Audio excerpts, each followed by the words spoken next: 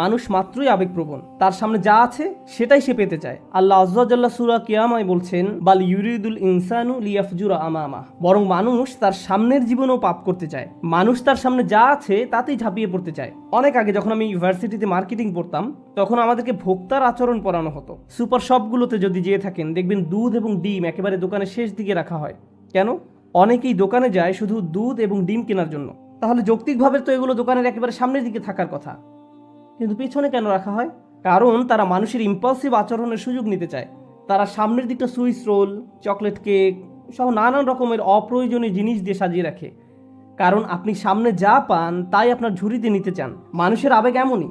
শয়তান মানুষের এই আচরণের সুযোগ নিতে চায়। জীবন চলার পথে অনেক কিছুই আপনার সামনে এসে পড়বে, তখন শয়তান আপনাকে বলবে, আরে এমন কি আর হবে, অল্প একটু উপভোগ করো, এটা তো খুব বেশি খারাপ না।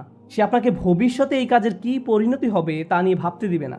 সে চায় এই মুহূর্তে তোমার সামনে কি আছে তা নিয়ে চিন্তা করো। আজকের দিনে ব্যাপারটা উপলব্ধি করা আরো অনেক সহজ, কারণ আমরা ডিজিটাল যুগে বাস করি। যা কিছুই আপনি দেখতে চান, যার দিকে আপনি তাকাতে চান, শুনতে চান, ক্রয় করতে চান, সবই আপনার আঙুলের আগায়। তাৎক্ষণিকভাবে জিনিসগুলো আপনি পেতে পারেন। এমনকি যদি কোথাও যেতে চান, এই মুহূর্তেই গাড়ি নিয়ে বের হতে পারবেন। আপনার মাথায় যে চিন্তাই আসে না, যে আকাঙ্ক্ষায় বাস্তবায়ন করতে চান না কেন, আপনি সাথে সাথে তার পিছনে ছুটতে পারেন।